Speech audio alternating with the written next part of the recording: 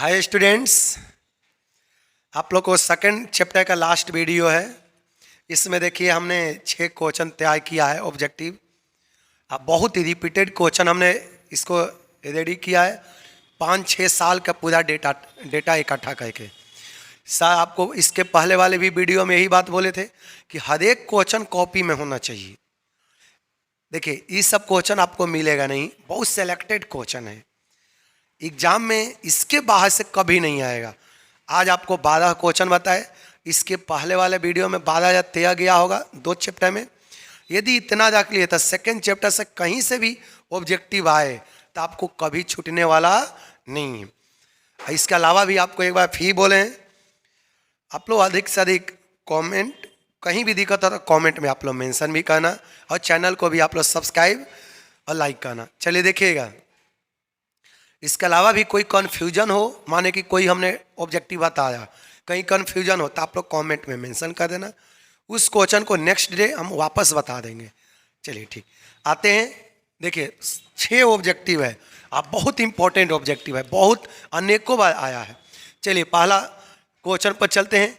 Bye scientific management workers get, आप तो जानबे करते हो साइंटिफिक मैनेजमेंट के द्वारा कॉस्ट कम होता है, समय समझा गया, समय कम लगता है, अब प्रोडक्शन बढ़ता है, प्रॉफिट बढ़ता है। आप लोग एकदम से रट जाना। देखिए क्या लिखा हुआ है क्वेश्चन में, by scientific management workers get. बोला है कि साइंटिफिक मैनेजमेंट के द्वारा वर्कर क्या गेट करता है, क्या प्राप्ति करता है। वर्कर मतलब कर्मचारी, साइंटिफिक मैनेजमेंट के द्वारा कर्मचारी क्या प्राप्त करता है। एडवांटेज, क्या साइंटिफिक मैनेजमेंट के द्वारा वर्कर को एडवांटेज होता है, लाभ होता है। डिसएडवांटेज, क्या उसको हानि होता है। नॉन, इसमें से कुछ नहीं। Both, advantage and disadvantage. बताओ, आप लोग तो सब समझ गए होंगे साइंटिफिक मैनेजमेंट के द्वारा वर्कर को क्या होता है। आप लोग याद रखना, वर्कर को क्या होता है, एडवांटेज। क्यों? क्योंकि उसका सैलरी बढ़ जाता है, समझा। वो काम कम करता है और कम करने के बजाय उसको पेमेंट भी ज़्यादा मिलता है, इफिशियंसी बढ़ जाता है उसका, समझा गया ना। तो आप लोग बस केवल इतना याद रखना, साइंटिफिक मैनेजमेंट के द्वारा जो काम करने वाला एम्प्लॉय है उसका पेमेंट अधिक मिलता है। कोई दिक्कत? चलिए, कितना बहुत इंपॉर्टेंट है सब क्वेश्चन है। आगे देखिए, the essence of scientific management is. बोला कि इसेंस का मतलब होता है बेस, आधार। आप लोग याद रखना, इसेंस का मतलब क्या होता है, बेस। आप लोग एकदम से माइंड में बैठा लेना, इसेंस मतलब होता है बेस, आधार या इंपॉर्टेंट, समझ में आ गया ना। देखो, the essence of scientific management is mental revolution, remuneration, not mental revolution, all of these. बताइए इसेंस ऑफ साइंटिफिक मैनेजमेंट क्या है। मतलब साइंटिफिक मैनेजमेंट जो होता है किस पर बेस होता है। तो आप लोग रट जाना, ये तो बहुत बार जानते हो, साइंटिफिक मैनेजमेंट केवल माइंड से खेला जाता है। साइंटिफिक मैनेजमेंट में फिजिकली वर्क कभी नहीं होता है। साइंटिफिक मैनेजमेंट 100% किससे होता है, केवल दिमाग का खेल होता है। किसमें? साइंटिफिक मैनेजमेंट में। ये आप लोग तो क्लास में भी अनेकों बार आप लोग को बता दिया गया है। तो बताइए इसका सही ऑप्शन क्या होगा। Mental revolution, remuneration, not mental revolution, all of these. तो इसका सही आंसर क्या होगा, मेंटल रेवोल्यूशन। आप लोग समझ ना, साइंटिफिक मैनेजमेंट 100% किस पर बेस होता है, दिमाग के ऊपर। चलिए आगे देखिएगा, scientific management is of honour. बोला है कि क्या साइंटिफिक मैनेजमेंट के द्वारा क्या होता है। पहले ऑप्शन पढ़ लेते हैं ताकि आपको भी माइंड में कुछ आ जाए। The scientific management is of honour in favour. बोला है कि क्या साइंटिफिक मैनेजमेंट क्या ऑनर के फेवर में है, फेवर में, पक्ष में है। क्या साइंटिफिक मैनेजमेंट जो मालिक है, मालिक का मतलब जो कंपनी का मालिक है, क्या उसके पक्ष में होता है। या दूसरा लिखा है एगेंस्ट, क्या उसके विपक्ष में है। सी में लिखा है ए एंड बोथ, दोनों। हेल्पफुल, क्या मालिक के लिए सहयोगी है। आप लोग बताओ, scientific management is of honour, honour के लिए साइंटिफिक मैनेजमेंट क्या है, क्या उसके पक्ष में है या उसके विरुद्ध है, या ए और बी दोनों, या सहयोगी है। क्या साइंटिफिक मैनेजमेंट मालिक के लिए क्या है, सहयोगी है। आप लोग खुद बताओ क्या होगा। आप लोग कमेंट में मेंशन भी करना यदि जान है वो ऑप्शन। तब तो साइंटिफिक मैनेजमेंट ऑनर के लिए क्या होता है, तो आप लोग रट जाना, साइंटिफिक मैनेजमेंट ऑनर के लिए फेवर होता है। साइंटिफिक मैनेजमेंट ऑनर के पक्ष में होता है। क्यों? साइंटिफिक मैनेजमेंट की वजह से जो मालिक होता है प्रोडक्शन कॉस्ट कम हो जाता है। साइंटिफिक मैनेजमेंट की वजह से प्रोडक्शन कॉस्ट कम हो जाता है, टाइम कम लगता है, अब प्रोडक्शन बढ़ जाता है। सब चीज़ मालिक के लिए बेनिफिट होता है। ऑनर के लिए साइंटिफिक मैनेजमेंट बेस्ट होता है, उसके फेवर में होता है। आप लोग समझ गए? साइंटिफिक मैनेजमेंट ऑनर के लिए क्या होता है? इन फेवर होता है, उसके पक्ष में होता है। फेवर मतलब उसके पक्ष में होता है, अगेंस्ट मतलब उसके विरुद्ध होता है। ये तो समझ, इसका मतलब हेल्पफुल होता है। समझ आया? तो इसका सही आंसर क्या होगा? इन फेवर होगा। कोई दिक्कत नहीं ना? चलिए, बहुत अच्छा। तो आप लोग जाना, ये बहुत बार पूछा हुआ क्वेश्चन है, इंपॉर्टेंट क्वेश्चन है कि साइंटिफिक मैनेजमेंट ऑनर के लिए क्या होता है। तो याद रखना, ऑनर के फेवर में होता है, उसके पक्ष में होता है। समझ में आ गया ना? चलिए आगे देखिए। इन द बिगिनिंग, देखिए, in the beginning scientific management is by worker. बोला है कि शुरू में, बिगिनिंग का मतलब होता है शुरू में। शुरू में क्या साइंटिफिक मैनेजमेंट को वर्कर क्या किया था? जब साइंटिफिक मैनेजमेंट आया था इकोनॉमिक में, तो उस समय बहुत आदमी, कोई बोला था कि साइंटिफिक मैनेजमेंट अच्छा है, कोई आदमी बोला था कि नहीं अच्छा नहीं है। डिफरेंट डिफरेंट टाइप का आदमी अपना बातों को रखता था।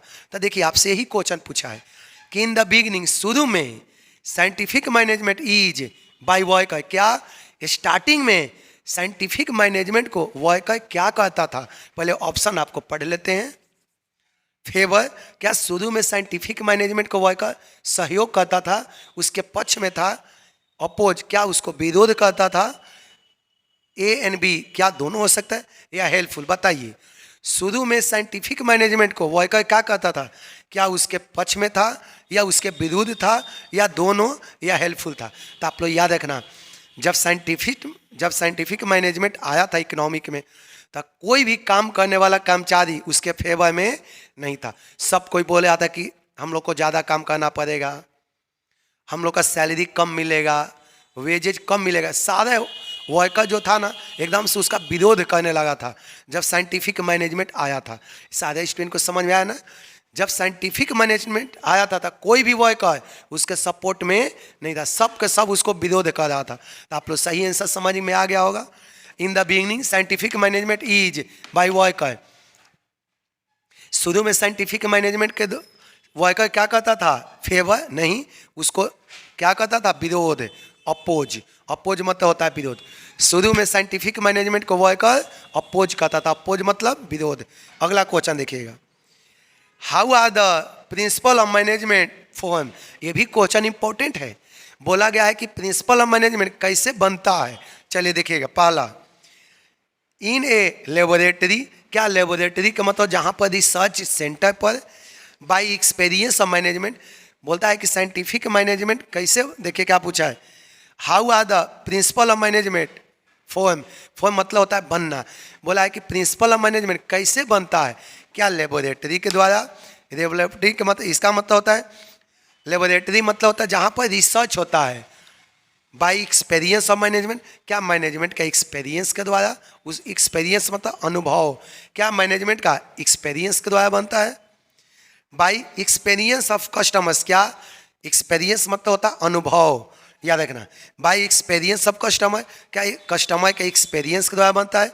By propagation of social scientist. बताइए, प्रिंसिपल ऑफ मैनेजमेंट कैसे बनता है? आप लोग जान गए होंगे, लेबोरेटरी में नहीं कभी बनता है। प्रिंसिपल ऑफ मैनेजमेंट जब भी बनता है तो एक्सपीरियंस के द्वारा। आप लोग जानते भी हैं कि प्रिंसिपल ऑफ मैनेजमेंट को कौन दिया है? Henry Fayol. हेनरी फ्योल ने बहुत रिसर्च करने के बाद उन्होंने मैनेजमेंट पोस्ट पर कुछ खुद रहा। इन्होंने 30 साल तक नहीं, इन्होंने मैनेजर पोस्ट पर रहा। उसके बाद इन्होंने पूरा अनुभव हो गया, तब इन्होंने प्रिंसिपल ऑफ मैनेजमेंट दिया था। अनुभव के आधार पर होता है, आप लोग याद रखना। एक्सपीरियंस मतलब अनुभव, याद रखना। देखिए, how are the principle of management form. Principle of management कैसे बनता है? तो आप लोग याद रखना, किसके आधार पर बनता है? By experience of management. Management के एक्सपीरियंस के आधार पर बनता है। अगला पॉइंट देखिएगा, which of the following is not a principle of management given by Taylor. बोला है कि इसमें से प्रिंसिपल ऑफ मैनेजमेंट कौन नहीं है। ये भी क्वेश्चन इंपॉर्टेंट है, आप सब जाना है, कॉपी में आपको लिखवाया गया है, लेकिन तभी आप गलती कर दोगे। इसलिए जितना ऑब्जेक्टिव का मतलब होता है, एग्जाम से पहले 5 से 6 बार याद रखना, ऑब्जेक्टिव आपको रिवीजन होना चाहिए। ऑब्जेक्टिव जितना आसान है उतना ही कंफ्यूजन भी करेगा। या देखिएगा, ऑब्जेक्टिव आपको लगता है कि चलो आसान है ना, जितना ऑब्जेक्टिव आसान है उतना ही कंफ्यूजन करता है ऑब्जेक्टिव। ऑब्जेक्टिव में यही सबसे बड़ा डिमेरिट है। आप लोग देखिएगा, which of the following is not a principle of management given by Taylor. बोला कि प्रिंसिपल ऑफ मैनेजमेंट जो टेलर के द्वारा दिया गया है उसमें से ये चारों में से कौन नहीं है। तो देखिएगा, science not rule of thumb, functional foremanship, cooperation not individualism, harmony not Discord. Discord मतलब होता है मतभेद। बताइएगा इसमें से कौन सा प्रिंसिपल ऑफ मैनेजमेंट नहीं है। तो आप लोग जानते भी हैं, science not rule of thumb, ये तो है ही, आप लोग अनेकों बार पढ़ चुके हो। फंक्शनल फोरमैनशिप ये नहीं है, ये कहाँ कभी लिखवाए हैं कभी कॉपी में नहीं ना। आगे देखिए, कोऑपरेशन नॉट इंडिविजुअलिज्म ये तो है ही, हार्मोनी नॉट डिस्कॉर्ड ये भी तो है। आपका सही आंसर क्या है, बी नंबर, फंक्शनल फोरमैनशिप। ये टेलर कभी नहीं दिया, समझ में आ गया ना। चलिए अब सुनिएगा, आप लोग का सेकंड चैप्टर भी समाप्त हो गया। कल जो वीडियो जाएगा चैप्टर नंबर 3 का जाएगा। हमने प्रत्येक चैप्टर से 4 वीडियो, अभी पहला चैप्टर में 4 वीडियो गया था, 2 वीडियो आपको पहले और 2 वीडियो आज गया, समझ आया ना। सेकंड चैप्टर आप लोग का समाप्त हो गया। कहीं दिक्कत हो या कुछ साउंड में या नहीं सही से दिखता हो, आप लोग कमेंट में मेंशन करना, अगला बार हम जरूर कोशिश करेंगे सुधारने का। चलिए ठीक, थैंक यू सभी को।